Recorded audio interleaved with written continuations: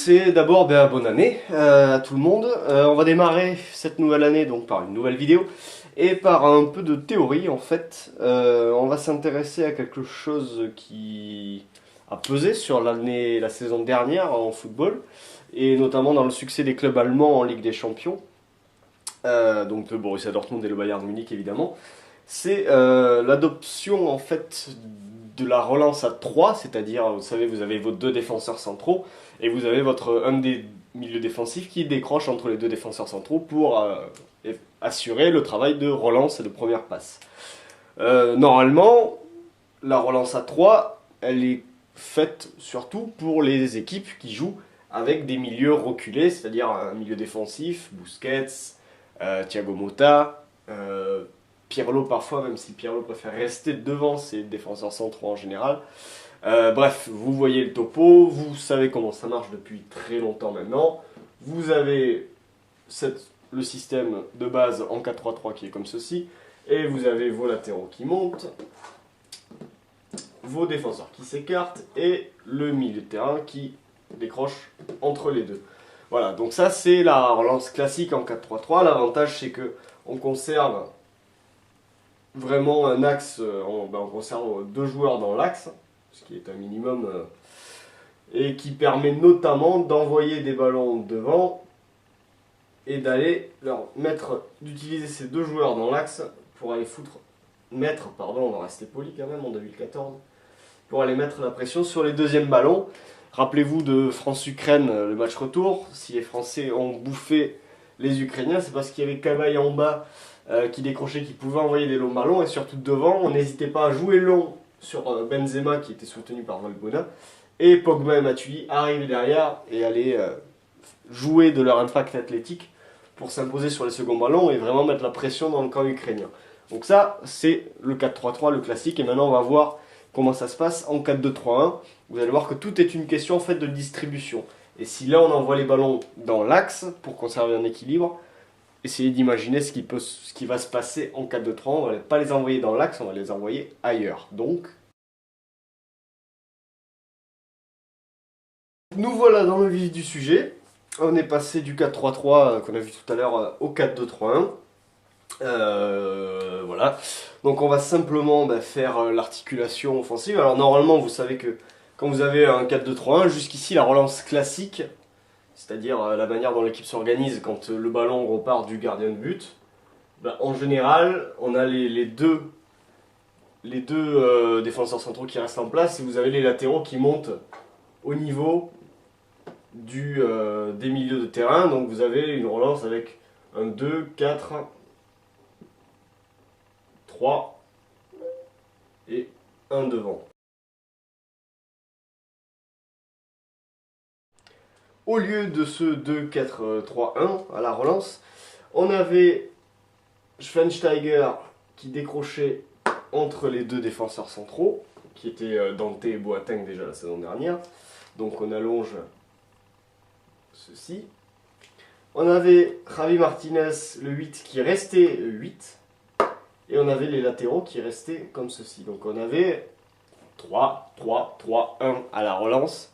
Même si bon, c'est pas très intéressant à distinguer comme schéma pour le moment. Alors, la grande question de ce système-là, quand on relance de cette manière-là, c'est évidemment, on se retrouve avec un seul joueur pour toute cette zone-là, en l'occurrence le 8, qui doit couvrir toute cette zone. C'est-à-dire que si vous balancez un ballon devant, par exemple, si vous balancez le ballon de plein axe de Schweinsteiger, je balance sur mon attaquant, Mandzukic ou Mario Gomez, et que cet attaquant perd son duel de la tête, et que le ballon dépasse directement Toni Kroos ou n'importe quel soutien, si le ballon arrive dans cette zone, Javi Martinez peut se retrouver en très grosse difficulté. Ça veut dire qu'en fait, quand je parlais de distribution du jeu, à l'inverse, quand vous relancez en 4-3-3, c'est-à-dire qu'au lieu vous relancez avec vos 3 joueurs, quand vous relancez en 4-3-3, vous pouvez relancer dans l'axe sur votre attaquant, parce que vous avez 2 joueurs là qui sont susceptibles d'aller presser, d'être présents à la retombée. À partir du moment où vous en avez qu'un et que l'autre est un peu plus reculé, vous ne pouvez pas couvrir de la même manière derrière votre attaquant. Donc il faut s'organiser différemment pour relancer. Et la relance, c'est pas très compliqué, si on peut pas relancer dans l'axe, il faut forcément passer par les côtés. Or, ça arrange le Bayern avec des joueurs comme Ribéry et Robben sur les ailes, sur lesquelles s'appuyer. C'est d'utiliser les côtés. Donc je vais envoyer mes ballons ici, soit par Schweinsteiger, soit par mon défenseur central, hein, à gauche ou à droite, pour construire autour de mes ailiers, mes latéraux, qui peuvent ensuite être soutenus par l'attaquant et par le numéro 10 en gros. Et en fait, ça forme une sorte de losange ici, qu'on va faire en vert, comme ceci. 3, 4. Et le fait en fait de jouer sur un côté, d'organiser le jeu sur un côté, ça va forcément, logiquement, ça va faciliter la tâche du 8, en l'occurrence Javi Martinez, qui est d'ailleurs un milieu défensif à la base. C'est-à-dire que vous aviez à Dortmund, c'était Sven Bender qui jouait là, et au Bayern, c'est Javi Martinez qui joue là. C'est pas un hasard, puisqu'il faut quelqu'un qui soit capable à la fois évidemment de soutenir l'action et d'offrir une solution en retrait, mais aussi de se positionner ici. Quand je prépare mon action à droite, je mets Javi Martinez ici et qui va travailler en fait en couverture et qui va bloquer ici en cas de perte de balle dans cette zone. C'est à Javi Martinez de venir bloquer pour couper la contre-attaque.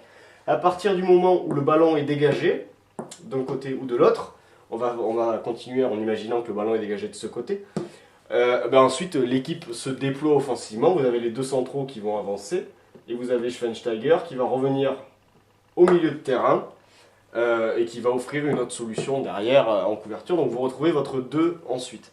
Donc voilà, tout est une question, en fait c'était très rapide, mais tout est une question de distribution intelligente du jeu. In the beginning, I remember that God made man, crafted in his image with his own hands. Then out of man's rib came the woman, the creatures we love like I don't understand, but it's amazing. I see God's beauty through a physical design, plus a mind combined defines miracle, and I'm not convinced that a mineral, a bang from the sky could arise such individuals. And as world turns, I wonder with concern.